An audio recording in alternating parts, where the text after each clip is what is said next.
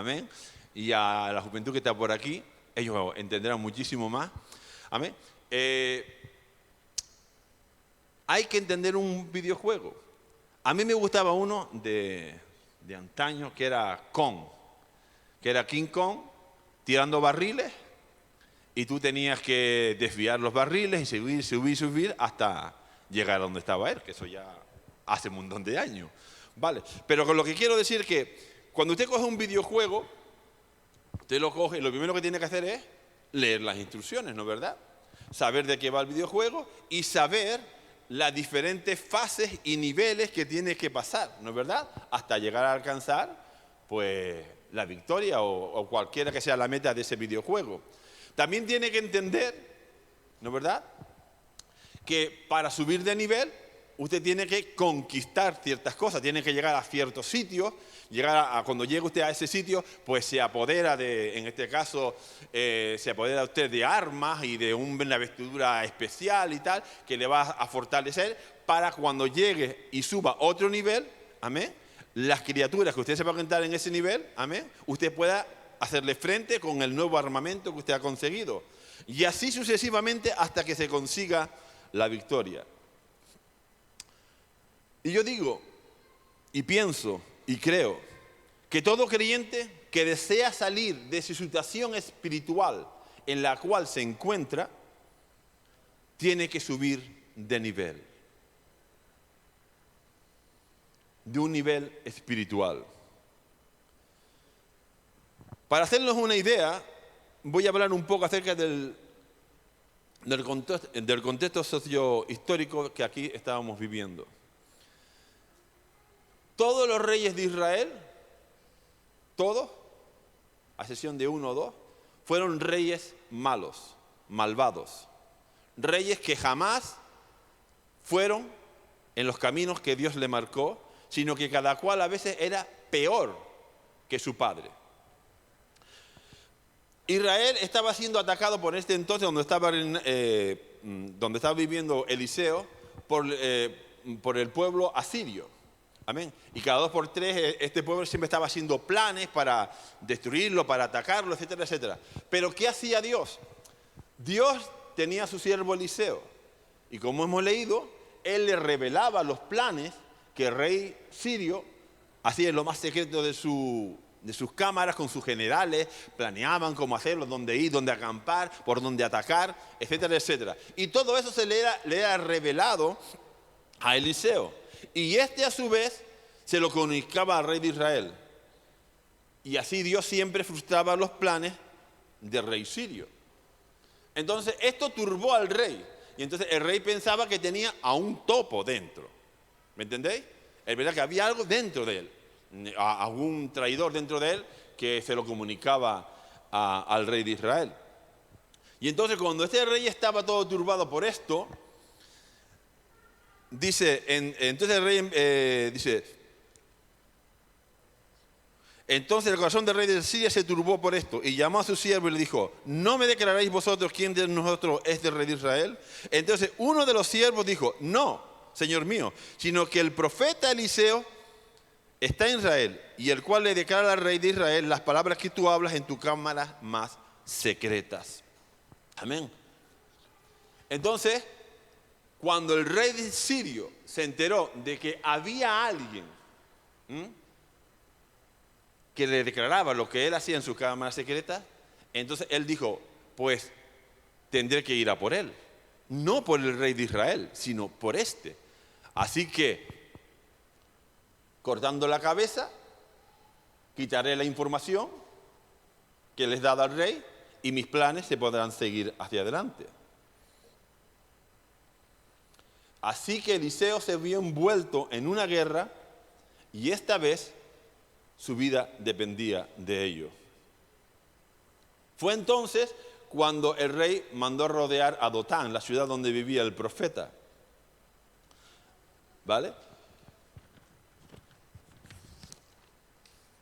Y ahí se vio, y ahí comienza la historia que quiero contar.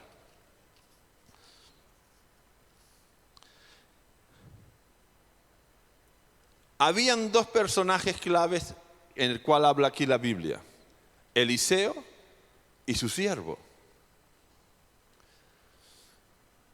En el mundo espiritual, esto nos habla de las dos clases de creyentes que hay en la iglesia. Esto es una de las muchas lecciones espirituales que podemos sacar de este pasaje. Ellos estaban viviendo y viendo una misma guerra de distinta manera. En el versículo 15, 16, y se levantó de mañana y salió aquel siervo, el varón de Dios, y aquí que el ejército que tenía sitiada la ciudad con gente de a caballos y carros.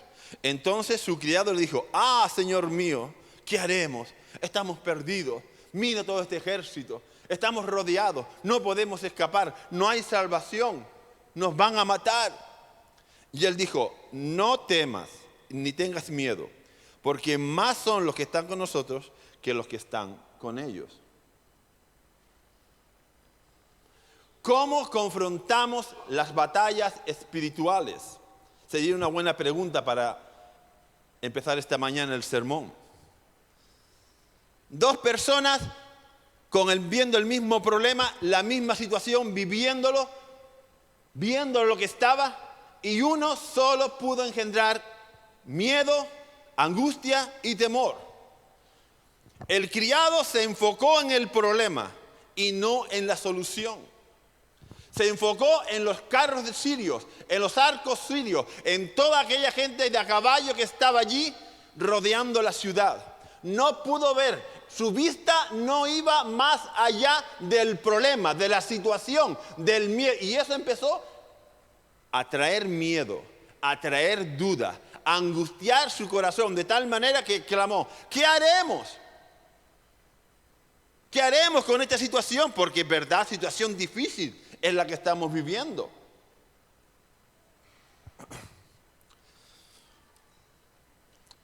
A este hombre le pasa como la historia que nos cuenta el Señor en Lucas 9:62. Y Jesús le dijo: ninguno que poniendo su mano en el arado mira hacia atrás es apto para el reino de Dios. Ninguno de los que estamos aquí, ni los de los que vendrán, ni de los que ya se fueron, somos aptos para el reino de Dios, para estar viviendo en su reino. Si una vez hemos tomado la decisión de seguir a Cristo, empezamos a mirar hacia atrás. Empezamos a creer que habían tiempos mejores que los de ahora, que la vida de antes era mucho mejor que la vida cristiana, que antes teníamos menos problemas cuando no éramos cristianos que ahora que somos cristianos.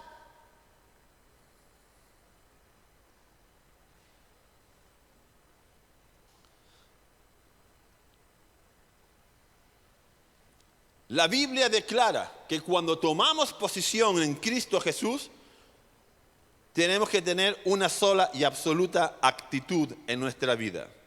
Una sola y absoluta actitud. Y es esta, Hebreos 12:2. Puestos los ojos en Jesús, el autor y consumador de la fe, el cual por el gozo puesto delante de él, sufrió la cruz, menospreciando lo propio, y se sentó a la diestra del trono de Dios. Este es el contraste: coger el arado y fijarte en Cristo, o coger el arado y mirar hacia atrás. Pero esta fue la postura irreverente del siervo de Eliseo. Pero Eliseo estaba enfocado, su vista estaba enfocada en el mundo espiritual. Él lo tenía muy claro. Su vista, su pensamiento, porque cuando hablamos, la Biblia habla de vista, no habla de esta vista, sino que habla del mundo espiritual interior, de poner nuestros pensamientos, nuestros sentimientos y nuestra fe enfocada en Cristo. Eliseo estaba enfocado en el mundo espiritual y en el poder que este mundo tenía. Él tenía claras dos cosas: que su vista tenía que estar puesta en Cristo, en lo espiritual, en el mundo, en el reino de los cielos. Y también tenía claro que ahí, en ese mundo, había poder. y más poder que los carros que estaban rodeando aquella ciudad. Eso es lo que tenía. Y esa era la diferencia. Los dos viendo una misma situación. Pero uno estaba temeroso, angustiado, con miedo, con angustia. ¿Qué haremos? Pero aquel que estaba enfocado en Dios, en el mundo espiritual, solo pudo hacer una cosa: alzar una oración. Señor, abre los ojos de este incrédulo. Abre los ojos de este que duda. Abre los ojos de este tibio. Abre los ojos de este indiferente. Ábreselos para que entienda quién eres tú, quién es tu reino y cuál es la grandeza de tu poder. No hay que ser tan espiritual. Usted es un radical, pastor. ¿Qué quieres que haga ahora para salir de la situación? ¿Qué nivel tengo que subir? ¿Qué es más lo que tengo que hacer? ¿Qué se piensa usted? ¿Que yo no tengo mis problemas? ¿Que yo no tengo mis cargas diarias? Si apenas tengo tiempo para mí.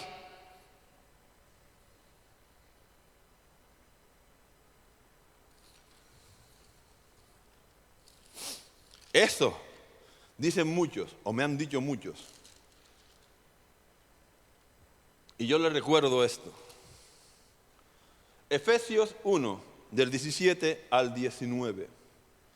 Para que el Dios de nuestro Señor Jesucristo, el Padre de gloria, os dé espíritu de sabiduría y de revelación en el conocimiento de Él, alumbrando los ojos de vuestro entendimiento. ¿Te das cuenta aquí? Los ojos son el entendimiento, no es la vista, sino es el entendimiento, aquello que usted sabe de Dios.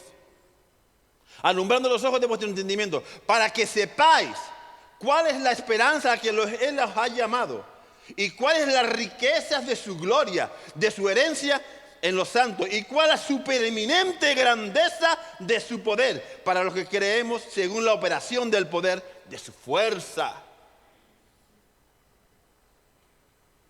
Esta es la verdad, la supereminente grandeza. Esto es lo que tenía claro Eliseo. Hay una grandeza espiritual, hay un mundo espiritual lleno de poder. Pero la pregunta ahora se torna en otra pregunta. Entonces, si este mundo espiritual existe, si este mundo espiritual fue abierto a los ojos de aquel que estaba incrédulo, ¿estaremos ciegos nosotros a las bendiciones de Dios? ¿Estaré yo ciego? ¿No estaré yo entendiendo bien lo que dice Dios en su palabra? ¿Estaré a lo mejor algo equivocado? Mira, te quiero decir una cosa para que nos quede claro a todos. El criado de Eliseo, este que estaba perturbado por el miedo y el temor, había visto multitud de milagros que Dios había hecho a través de su señor Eliseo. Había resucitado un joven, había sanado la lepra de Naamán, había hecho flotar un hacha en el río, había curado un potaje, una olla enorme de potaje que se había envenenado, había resucitado a muertos. ¿Sabe qué pasó? Lo que nos pasa a muchos de nosotros hoy en día. La ingratitud, la queja, la incredulidad volvieron otra vez a tomar el corazón, la posesión del corazón del criado de Eliseo. En vez de creerle a Dios, como había visto anteriormente, en vez de creerle a Dios, en vez de decir, sí, tú lo hiciste en el pasado, en el presente también lo harás. Tú lo hiciste una vez, tú lo volverás a hacer otra vez. Pero no, él decidió que su corazón se llenara de queja. Y así somos nosotros a veces. A la mínima de cambio, ya no estamos quejando. Lloramos y decimos, Señor, ¿por qué? ¿Por qué a mí? ¿Por qué esto? ¿Por qué ahora? ¿Por qué de esta manera y por qué no de la otra? ¿Por qué tengo que continuar con esta enfermedad? ¿Por qué se me murió este? ¿Por qué se me fue el otro? ¿Por qué esto? ¿Por qué lo otro? Y empezamos y empezamos y empezamos y empezamos.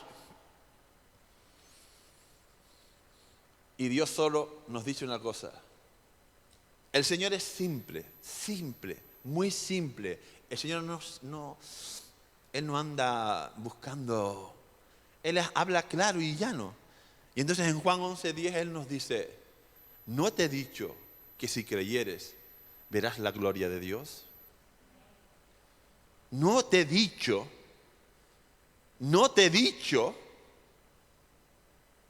Y yo me imagino a Eliseo mirando al esclavo, al siervo, y diciéndole, pero muchacho, ¿otra vez? ¿Otra vez el Señor te tiene que demostrar a ti? ¿Otra vez? ¿Otra vez te tiene que decir el Señor que eres todopoderoso? ¿Otra vez? ¿Otra vez quiere ver otro milagro? Pues tómalo. Y el Señor le abrió los ojos.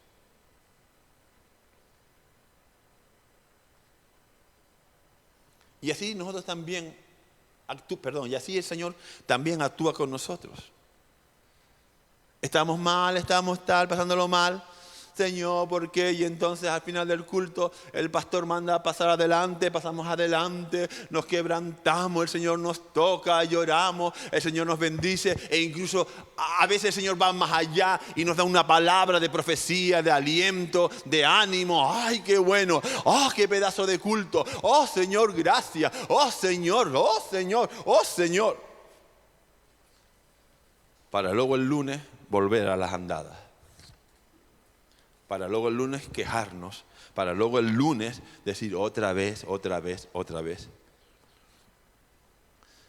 Y a veces nos pasa como a Pedro, ¿no es verdad?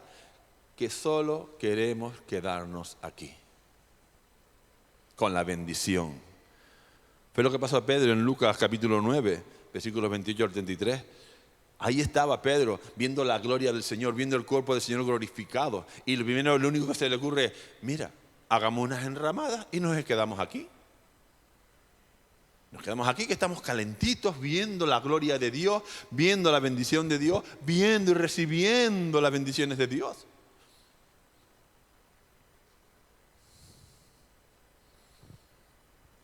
Pero Dios no quiere eso. Si Dios nos da algo, es para seguir avanzando. Dios nunca ha cambiado las situaciones del mundo en el sentido del pecado. El pecado va a estar siendo fuera.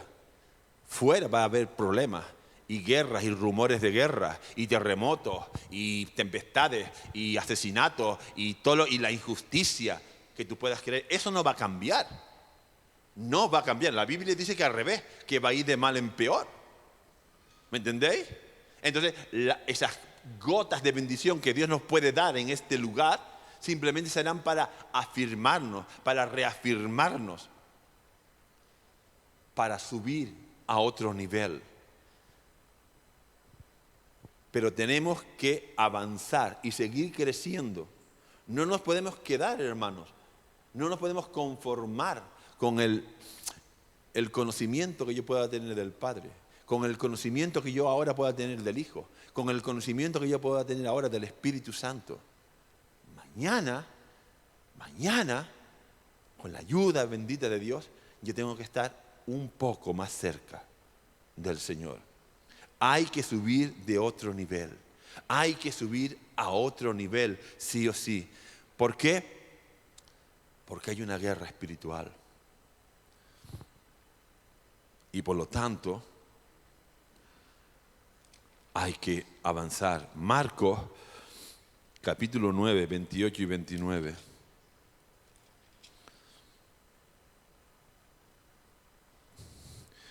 Cuando él entró en la casa, sus discípulos le preguntaron aparte, ¿por qué nosotros no pudimos echar fuera al demonio?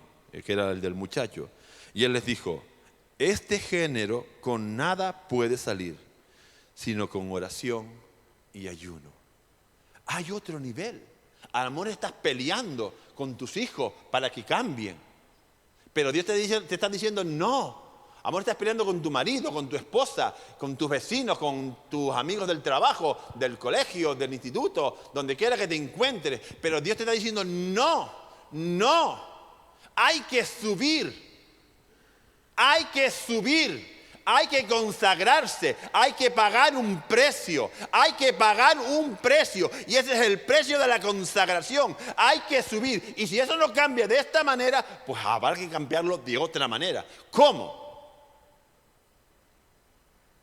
Los discípulos estaban en la casa de este hombre que tenía al hijo endemoniado. Y Jesús venía del monte de la transfiguración.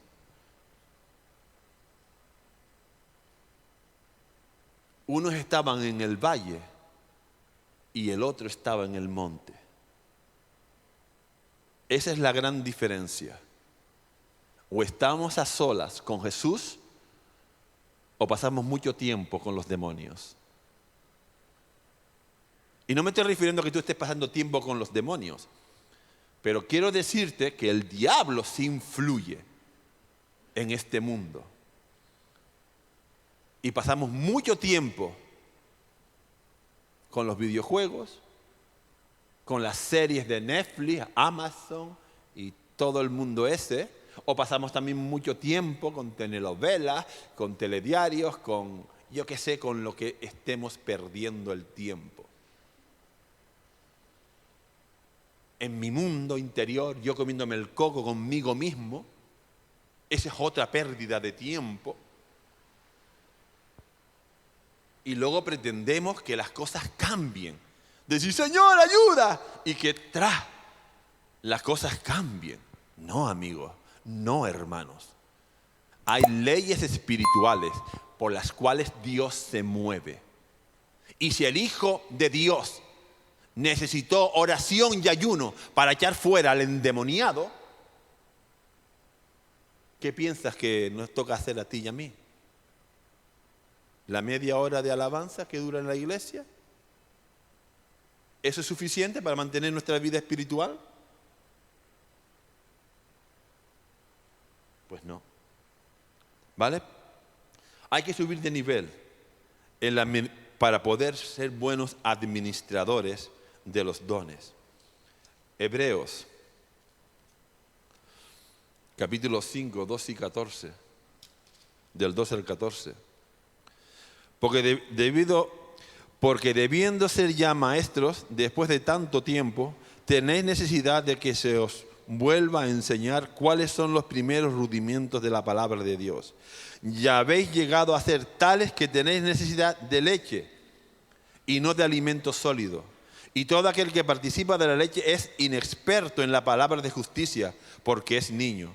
Pero el alimento sólido es para los que han alcanzado madurez, para los que por el uso tienen el sentido ejercitado en discernimiento del bien y del mal. Primera de Corintios, capítulo 3,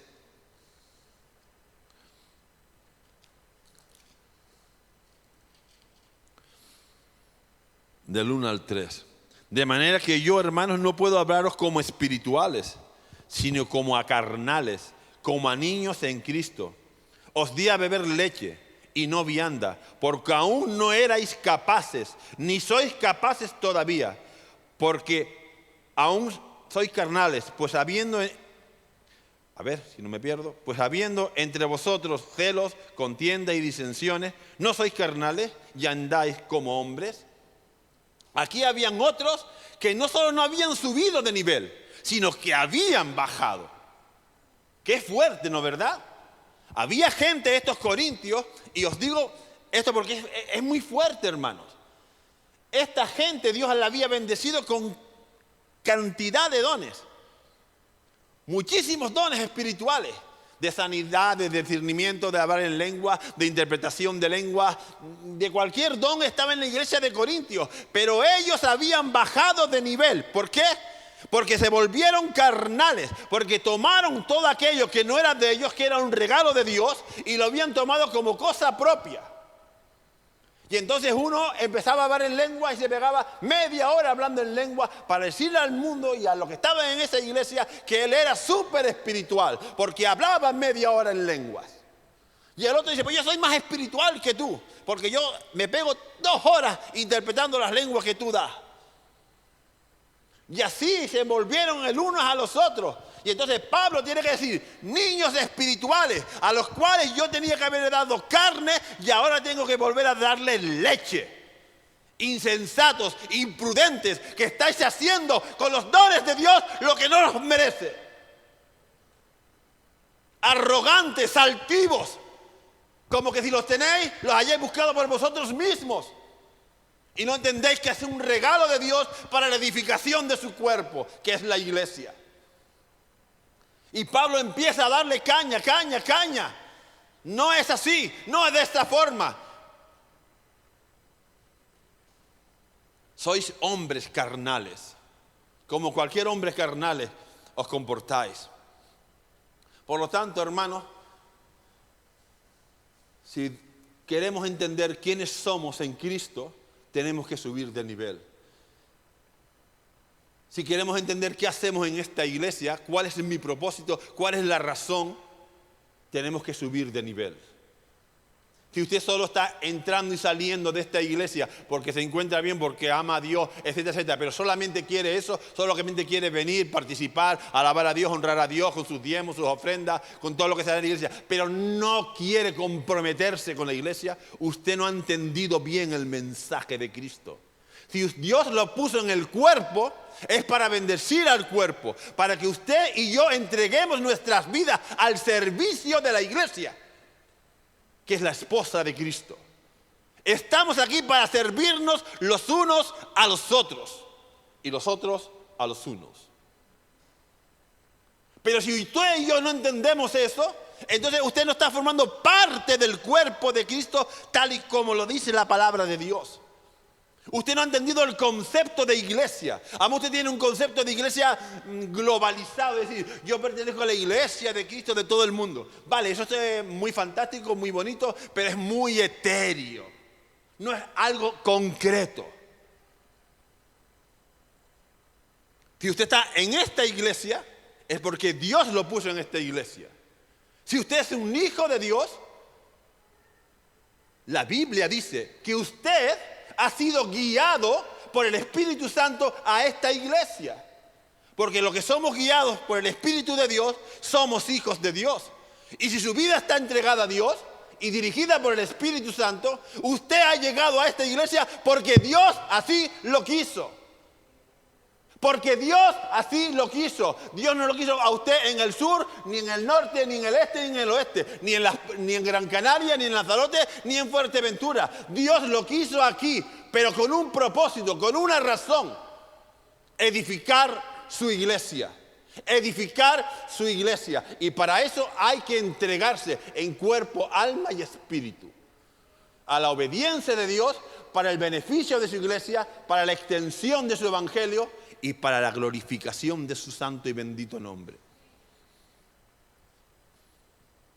Y por último, hay que subir de nivel en la búsqueda de Dios.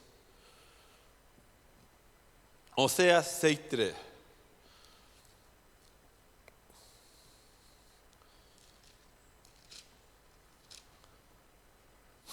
Gloria a Dios. ¿Lo tenemos? Y conoceremos y proseguiremos en conocer a Jehová, como el alba está dispuesta a su salida, y vendrá a nosotros como la lluvia tardía y temprana a la tierra. Nosotros proseguiremos. Esto es una actitud de avanzar, no una actitud de estar estancado. Yo sé lo que sé de Dios y punto. Me es suficiente. ¿Usted me entiende?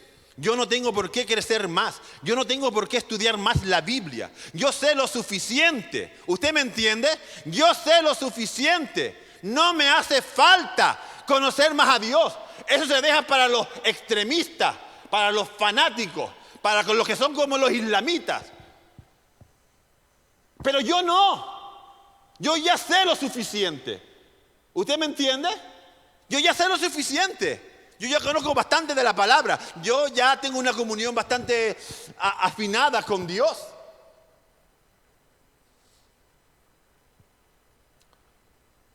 Y yo soy el raro. Y yo soy el raro. Porque Dios dice, busca, busca, busca, busca. Pan del cielo te daré hasta no querer.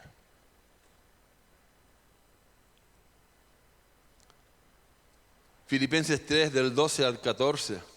Por tanto, amados míos, como siempre habéis obedecido, no como en mi presencia solamente, sino mucho más ahora en mi ausencia, ocupaos en vuestra salvación con temor y temblor. Porque Dios es el que en vosotros produce así el querer como el hacer por su buena voluntad. Él es el que produce. Y si Dios está empeñado en producir en nosotros la búsqueda, ¿cómo puedo yo pensar que ya sé suficiente de Dios? ¿Cómo puedo ser tan arrogante? Porque eso es arrogancia, simple y llanamente arrogancia. ¿Cómo puedo yo decir, ya sé? No quiero más de ti, Dios. Solo lo que te pido es que me bendigas en la vida, que mi familia le vaya bien, que siempre tenga trabajo, que siempre haya salud, que siempre haya dinero. Pero eso es arrogancia, simple y llanamente arrogancia. Le estamos diciendo a Dios, no me haces tanta falta. Me hace falta, pero no tanto. A los otros sí, a los débiles y niñatos, a los que se convierten y están todavía con la tontería del primer amor. A estos sí, a mí no. Yo ya sé, yo ya he llegado. Y esto es lo que decían los corintios a Pablo. Esos que necesitaban carne y estaban tomando leche. Ellos eran tan arrogantes. Ya nosotros estamos reinando, Pablo. Lee la carta a 1 Corintios. Ya nosotros estamos reinando. Hemos llegado a un nivel espiritual que no nos hace falta nada. Ni que venga Dios, ni el Espíritu Santo, ni su Hijo.